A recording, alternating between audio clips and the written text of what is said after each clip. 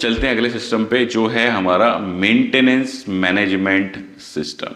ठीक है, इसके अंदर दो तरीके से आप इसको मेंटेन कर सकते हो। अगर आपकी कंपनी के अंदर जो है मशीन्स हैं, एक तो उसके लिए हो गया मशीन मेंटेनेंस, और एक हो गया आपका टूल या डाई या मोल्ड मेंटेनेंस। ठीक है, चीज़ें लगभग सेम है, फॉर्मेट सब कुछ सेम ही होते हैं, बस मशीन की जगह टूल आ जाता है और थोड़ी बहुत चीज़ें चेंज हो जाती हैं, वो आप अपने हिसाब से उसको चेंज कर सकते हैं।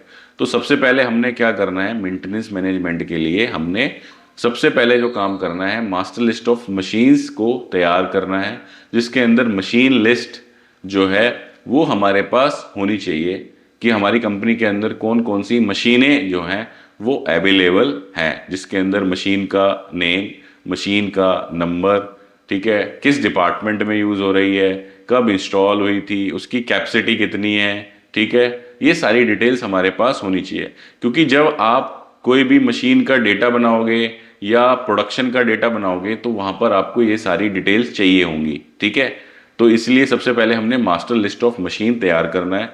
ऐसे ही अगर हम टूल मेंटेनेंस की बात करें तो सबसे पहले हमने मास्टर लिस्ट ऑफ टूल या डाई या मोल्ड तैयार करना है। ठीक है, जैसे प्रेस शॉप होती है, उसके अंदर जो है टूल्स होते हैं, ब्लैंकिंग टूल, पंचिंग टूल्स, ठीक है, ड्रॉ टूल। ऐसे ही अगर इंजेक्शन मोल्डिंग होती है तो उसके अंदर मोल्ड्स होते हैं अलग अलग प्रोडक्ट्स के। तो ऐसी इंडस्ट्री जिसके अंदर टूल्स भी लगते हैं तो वहां पर आप मास्टर लिस्ट ऑफ टूल्स भी तैयार करो। उसके बाद आता है हमारा क्या, break down and history card. तो ब्रेक डाउन करने के लिए हमने सबसे पहले क्या बनाना पड़ेगा, ब्रेक डाउन स्लिप बनानी पड़ेगी। ठीक है, ब्रेक डाउन स्लिप हमारे पास होनी चाहिए। ठीक है, ब्रेक डाउन स्लिप दो लोगों की जिम्मेदारी होती है, सबसे पहले प्रोडक्शन, दूसरा मेंटेनेंस।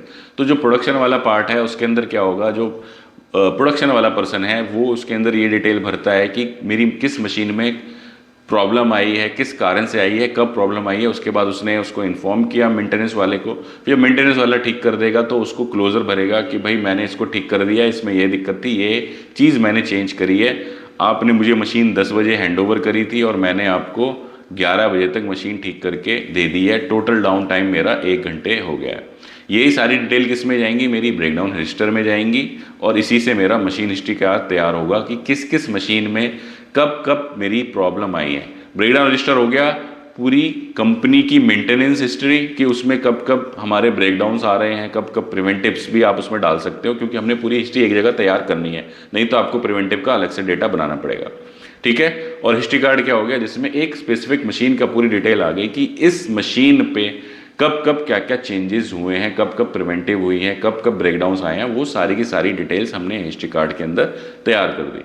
इसके बाद आता है हमारा पीएम वाला पार्ट, जो एफिशिएंटली वर्क करने के लिए एक प्लांट को बहुत ज़रूरी होता है, मशीन प्रिवेंटिव मेंटेनेंस प्लान, या इसको आप टूल मेंटेनेंस प्लान कहोगे टूल के केस में, जिसके अंदर हमने ये आइडेंटिफाई किया कि जैसे हम गाड़ी की सर्विस कराते हैं ऐसे ही मशीन की सर्विस हमने 3 महीने में करनी है, 6 महीने में करनी है, साल में करनी है, वो हमने यहाँ पर आइडेंटिफाई कर लिया। ठीक है दोस्तों, इसके आप नोट्स भी बना सकते हो साथ के साथ कि भाई जो मैं आपको ये वीडियो दिखा रहा हूँ उसके आपको यहाँ पे नोट्स भी मेरे हिसाब से बनाने चाहिए कि इससे रिलेटेड आपको कौन कौन से डॉक्यूमेंट्स आपको तैयार करने पड़ेंगे।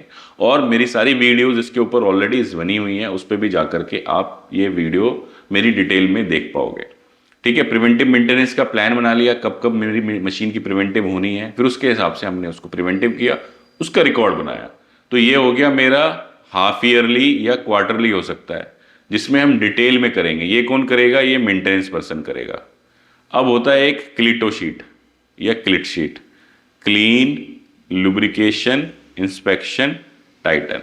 ये कौन करेगा, ये ऑपरेटर करेगा। ये कब करेगा, वो डेली बेसिस पे करेगा कि मशीन के अंदर डेली बेसिस पे क्लीनिंग से रिलेटेड क्या चीज़ें हैं, लुब्रिकेशन से रिलेटेड क्या चीज़ें हैं, इंस्पेक्शन से रिलेटेड क्या चीज़ें हैं, वो सारी की सारी जानकारी उसको होनी चाहिए।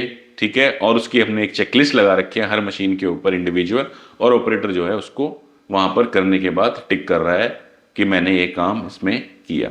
इसके बाद आ गया मेरा स्पेयर पार्ट लिस्ट। दोस्तों, पार्ट जो मशीन के अंदर लगते हैं जिसकी वजह से मशीन जैसे चल रही है उसको चलाने के लिए कोई बेल्ट लग रही है, पुली लग रही है, या कोई और चीज़ लग रही है, वो चल चलते क्या होता है उनमें वियर टेयर आते हैं, वो ख़राब हो जाते हैं। ठीक है, जब उसको बदलते हैं तो बदलने का समय समझ लो आधा घंटा, लेकिन स्पेयर पार्ट को लाने का 4 घंटा। तो ब्रेकडाउन तो एक्चुअल में वो 30 मिनट्स में ठीक हो सकता था, लेकिन हुआ कितने 4.5 आवर्स में, यानी कि 4 घंटा 30 मिनट में वो ठीक हुआ।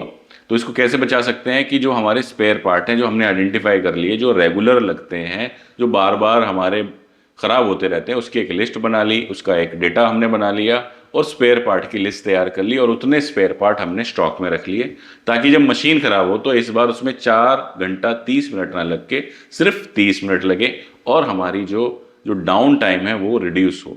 डाउन टाइम क्यों रिड्यूस करना है कि क्योंकि डाउन टाइम डायरेक्ट रिलेट करता है मेरी प्रोडक्शन से।